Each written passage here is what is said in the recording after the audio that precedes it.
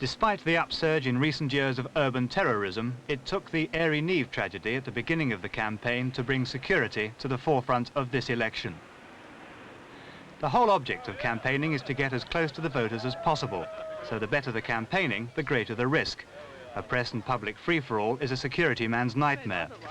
Jim Howell, an expert on American VIP protection, believes that politicians should never put themselves in this sort of situation.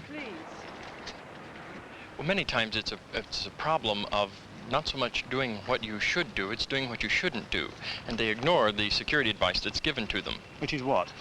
Exposing themselves unnecessarily. Of course, a politician is interested to be in the public eye and to be very cordial and to mingle with the people. And that poses peculiar security problems for any security force. But surely they have to do that. It's all part of an election. It's all part of the election, but it's bad security.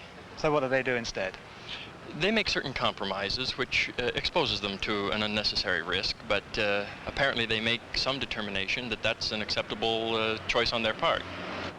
Mr. Howell, who is over speaking to other security professionals at an international conference at Olympia, admits there can be no such thing as total security during an election. He accepts, too, that the police cannot hope to provide the manpower for proper cover for all the candidates. Even the Prime Minister only has one obvious bodyguard, that's him in the background with the moustache, although others will be guarding from a discreet distance.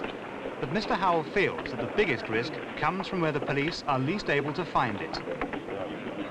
Typically, it concentrates on people in organized subversive or revolutionary or dissenting groups, which is a particular problem because it's a distraction from the individuals who may be intent on violence, and it's much more difficult to defend an individual than a larger group.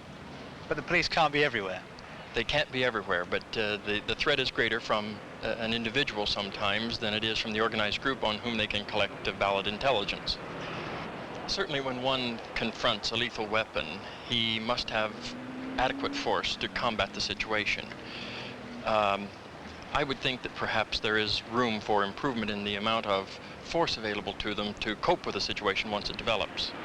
Having seen yourself the sort of security that surrounds people in Britain compared with that in America, are you surprised that perhaps most of the assassinations, kidnap attempts have been on your side of the Atlantic and not here? I'm very surprised at that because it appears to me as an individual and a security professional that the vulnerability is greater in Europe and especially in the United Kingdom.